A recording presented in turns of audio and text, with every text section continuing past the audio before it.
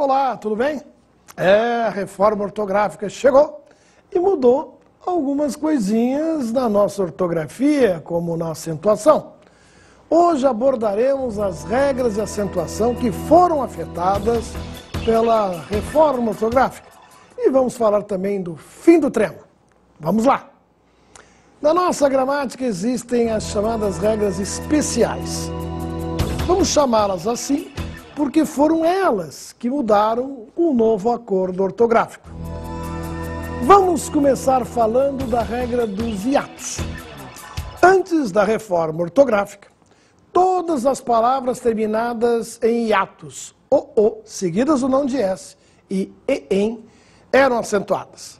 Por exemplo, antes as palavras enjoo, abençoo, perdoo, vou, creem, deem, leem e veem recebiam acento circunflexo na primeira vogal repetida do hiato, conforme você está observando na tela. Depois da reforma ortográfica, esse acento não é mais utilizado.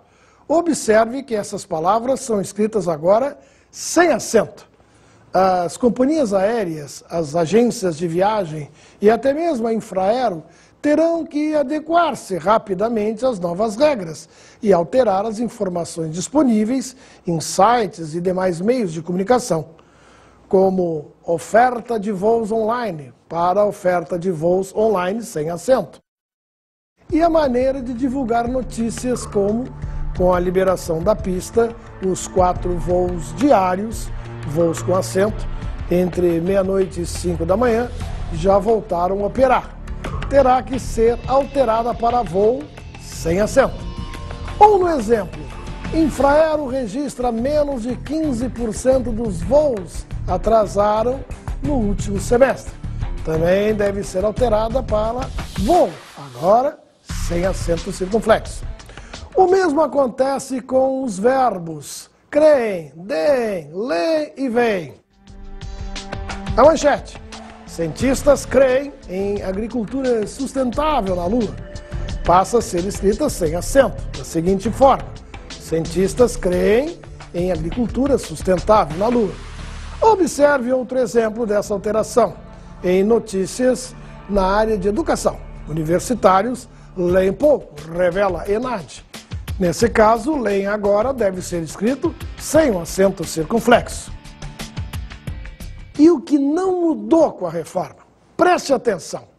O acento permanece na terceira pessoa do plural dos verbos ter e vir.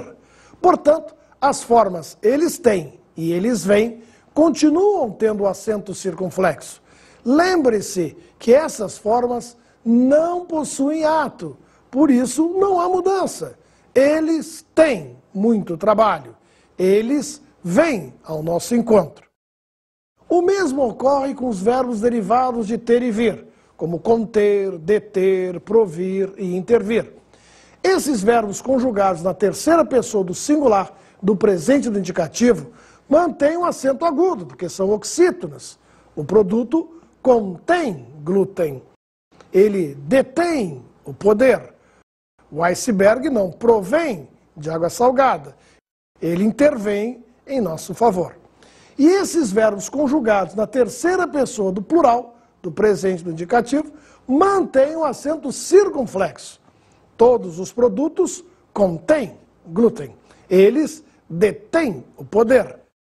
Os icebergs não provêm de água salgada. Eles intervêm em nosso favor. Então, vamos ver como fica a conjugação dos verbos crer, dar, ler, ter e vir. Conter e provir, no singular e no plural. Verbo crer, ele crê, eles creem. Verbo dar, que ele dê, que eles deem. Verbo ler, ele lê, eles leem. Verbo ter, ele tem, eles têm. Verbo vir, ele vem, eles vêm. Conter, contém com acento agudo, contém no plural com acento circunflexo. Ele provém com acento agudo, do provir, e eles provêm com circunflexo. A forma plural dos verbos ter, vir, conter e provir continuam com acento gráfico. Ficou claro? Falarei agora da regra do U e do I. É necessária atenção diante dessa regra, pois apenas uma pequena parte foi alterada. Primeiramente, vamos ver o que não mudou nessa regra. De acordo com a nossa ortografia oficial, as vogais I e U recebem acento agudo sempre que formam hiato com a vogal anterior e ficam sozinhas na sílaba ou com S. É o caso das palavras saída e faísca. Vamos separar as palavras em suas sílabas. Sa-i-da. Percebemos nessa palavra que a segunda vogal do hiato fica sozinha na sílaba. Por isso, esse é um caso em que o acento gráfico permanece. Isso acontece com as palavras como Grajaú, Baú, Viúva, Gaúcho e Saúva. Já na palavra faísca, encontramos outro caso. Separando em sílabas, temos fa-is-ca. Nessa palavra, a segunda vogal do hiato se encontra junto com a letra S na separação silábica. Por isso, o acento permanece. Observe mais alguns exemplos. Caíste, nós caímos, raízes, prejuízo e Bahia. Na frase, a Baía de Guanabara se localiza no estado do Rio de Janeiro, a palavra Bahia apresenta o hiato e por isso recebe acento no I. Mas observe as seguintes afirmações. A vogal tônica I, antes de NH, nunca recebe acento agudo. Por isso, palavras como rainha, tainha, ladainha e moinho não são acentuadas. A regra do U e do I só vale quando essas vogais formam hiato. Nas palavras em que o U ou o I formam ditongo, não são acentuadas. Por isso, palavras como circuito, muito, saia e baia não apresentam acento gráfico. Na frase, o ambiente é dividido em baias de trabalho, a palavra baia é um ditongo, tem um ditongo, e por isso não recebe acento gráfico. E preste atenção, não há acento agudo quando as vogais I e U não estão isoladas na sílaba, ou não estão juntas com a letra S. Portanto, palavras como caiu, saindo, raiz e juiz não devem receber acento gráfico. O juiz é o agente mais reverenciado do sistema de acesso à justiça. Juiz sem acento. Mas e o que mudou depois da reforma na regra do U e do I com o novo acordo? Agora chegamos à questão. De acordo com a reforma ortográfica, só perdem o acento agudo as palavras em que as vogais I e U formam um hiato com um ditongo anterior. Pegarei como exemplo a palavra bocaiúva. Antes da reforma, deveria receber acento. Para ter uma melhor visualização, vou separá-la em sílabas. Bo, cai, ditongo, u, vá. Percebam que antes do hiato, formado pela vogal I e U, temos um ditongo, formado pelas vogais A e I. Devido à existência desse ditongo, antes do hiato, não devemos mais acentuar bocaiúva. O mesmo acontece em palavras como feiura e baiuca. Feiura, antes da reforma, era acentuada. Vamos separá-la em sílabas. O ei da sílaba anterior forma um ditongo, e o ei com o u forma um hiato. Então, de acordo com a nova regra, a palavra feiura não deve mais ser acentuada. Baiuca, antes da reforma, recebia o acento agudo no U, mas já sabemos que com a nova regra, se a palavra tiver um hiato, precedido de ditongo, não deve ser acentuada. Ficou claro? Então vamos à próxima regra. Antes do novo acordo ortográfico, a regra dos ditongos abertos el, ei e oi era bem simples. Acentuavam-se todas as palavras que apresentavam esses ditongos com timbre aberto. Vejamos alguns exemplos. O ditongo aberto el, céu, chapéu, troféu. O ditongo aberto ei, epopeia, assembleia, pastéis. O ditongo aberto oi, boia, herói, esferoide. Apenas os ditongos fechados, ou seja, os ditongos eu, ei e oi, não eram acentuados.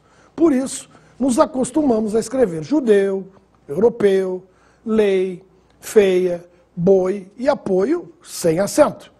Ditongo fechado, eu, ateu, judeu, europeu. Ditongo fechado, ei, lei, alheio, feia. Ditongo fechado, oi, boi, coisa, apoio. Não posso deixar de comentar uma curiosidade. Sabia que apenas no Brasil as palavras colmeia e centopeia são pronunciadas com timbre aberto? Se você for a Portugal e escutar as palavras colmeia e centopeia com timbre fechado, não estranhe, porque eles também estão falando corretamente. Agora, depois da reforma, existem algumas modificações para as regras.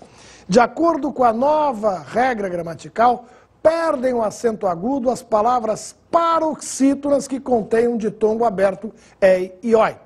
Isso significa que palavras como ideia, epopeia, assembleia, jiboia, boia, esferoide, heróico, não tem mais acento.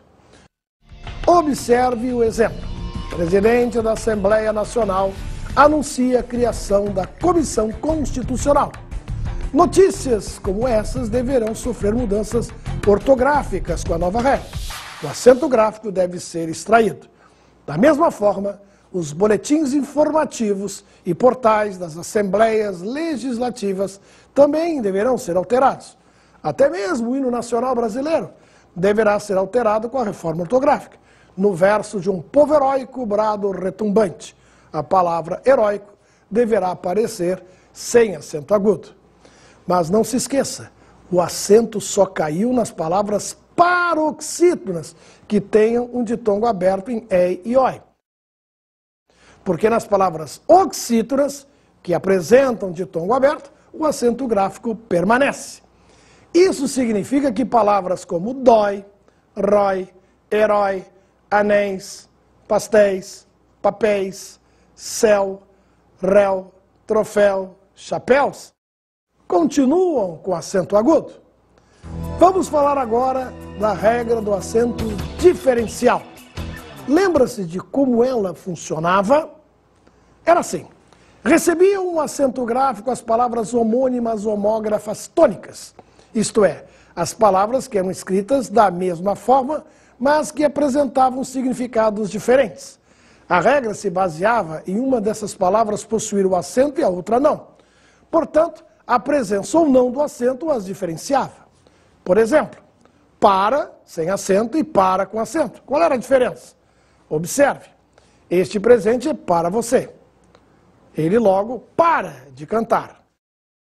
Para sem acento era uma preposição. E para com acento, um verbo parar conjugado, na terceira pessoa do singular, do presente do indicativo. Agora esse acento caiu. E para sabermos a diferença entre a preposição e o verbo, temos que prestar atenção no contexto da frase. Este presente é para você e ele logo para de cantar. O mesmo aconteceu com as palavras pelo e pelo, com acento e sem acento. Antes a palavra pelo com acento se referia a um substantivo, que significa cabelinho, penugem, enquanto a palavra pelo sem acento era usada como preposição, por mais o. Tenho alergia a pelo de gato. O creme se espalhou pelo cabelo. Agora, pela nova ortografia, não há mais acento diferencial. Tenho alergia a pelo de gato, sem acento, e o creme se espalhou pelo cabelo, também sem acento. A palavra polo, e o seu plural polos, significando jogo, polo aquático, polo a cavalo, ou extremidade, polo sul, polo norte, polo positivo, polo negativo, e pera, a fruta, elas apresentavam um acento diferencial. Com a nova regra, perdem esse acento. Observe as frases. Estou com vontade de comer pera. Antes da reforma, a palavra era acentuada. Agora o correto é sem acento. O mesmo acontece com a palavra polo. Vi uma fantástica partida de polo aquático. Antes da reforma, a palavra era acentuada, agora não mais. E o que não mudou na regra do acento diferencial? Posso garantir que o acento diferencial continua valendo para as palavras por, o verbo, para diferenciar da preposição por, e pôde, para não confundir com pode. Vejamos os exemplos. Ele deve pôr em prática tudo o que aconteceu. Nessa frase, a palavra por, com acento, mostra-nos que se trata de um verbo no infinitivo. Ele vai por este caminho. Agora, a palavra por sem acento é uma preposição. Ontem ele não pôde resolver o problema. Veja que nessa frase o verbo poder está conjugado na terceira pessoa do singular do pretérito perfeito indicativo. Agora ele não pode sair. Neste caso, o verbo poder está conjugado na terceira pessoa do singular do presente do indicativo. Agora que você já compreendeu o que muda e o que não muda na regra do acento diferencial, vamos para a próxima questão. Vamos saber como funcionava o uso do trema. Antes da reforma, usávamos o trema na letra U quando ela era pronunciada e átona, antecedida de Q ou G e seguida de E ou I. O objetivo do trema era distinguir a letra U pronunciada da letra U muda, que de que.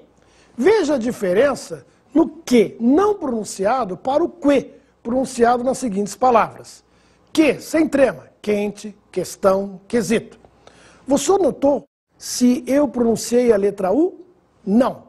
Agora preste atenção nestas palavras. Que, frequente, sequestro, delinquente. Agora sim, você ouviu o som da letra U. Veja a diferença no que não pronunciado para o qui pronunciado nas seguintes palavras. Quilo, adquirir, química. Agora, tranquilo, equino, iniquidade.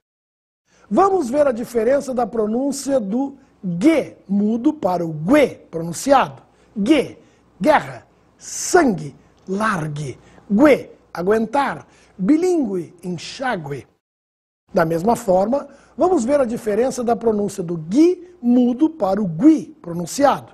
Gui, guitarra, distinguir, seguinte, e gui, de linguiça, pinguim, arguir. Depois da reforma ortográfica, o uso do trema foi abolido e, por consequência, todas as palavras devem ser escritas sem trema. Observe alguns exemplos. Frequente, sequestro, delinquente, aguentar, bilíngue, enxágue, linguiça, pinguim, sagui, tranquilo. Mas atenção para o seguinte, embora o trema não seja mais usado, a pronúncia das palavras que recebiam o trema continua a mesma. Ou seja, devemos continuar pronunciando a letra U. Portanto, nada de falar linguiça, sequestro, cinquenta. O que não mudou com a reforma ortográfica. Não esqueça que jamais houve trema quando a vogal U estava seguido de O ou de A. Por isso, não é usado o trema nas palavras ambíguo, longínquo, averiguar e adequado. Pense bem, se a letra U, antes de E ou de I, fosse pronunciada em tônica, devíamos usar acento agudo em vez de trema. Veja isso nas seguintes conjugações. Que ele averigue, que eles apaziguem, ele argue e eles arguem. Porém, esse acento também foi abolido. Agora escrevemos essas conjugações sem acento. Que ele averigue, ou averigue no Brasil, que eles apaziguem, ou apaziguem no Brasil, ele argue e eles arguem. As palavras com dupla pronúncia, o uso do trema era facultativo, ou seja, a palavra com trema estava correta e sem trema também. Isto acontecia com palavras como antiguidade ou antiguidade, antiquíssimo ou antiquíssimo, equidistante ou equidistante, liquidação ou liquidação, liquidar ou liquidar, liquidez ou liquidez, liquidificador ou liquidificador, líquido ou líquido, sanguinário ou sanguinário, sanguíneo ou sanguíneo. Em ambos os casos, a palavra era dita corretamente. Agora, com a existência final do trema, seremos obrigados a escrever essas palavras sempre sem o trema, mas a pronúncia continua facultativa. Há também o caso de palavras com dupla pronúncia que sempre foram escritas sem trema e que podem ser escritas ou com a letra C ou com as letras, o dígrafo Q. Vamos a elas. 14 ou 14, cota ou quota, cotizar ou cotizar, cotidiano ou cotidiano.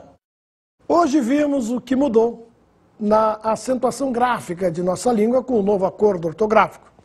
Trata-se de pontos simples de assimilar, mas que merecem atenção reforçada devido ao nosso costume de acentuar palavras que agora não terão mais o acento.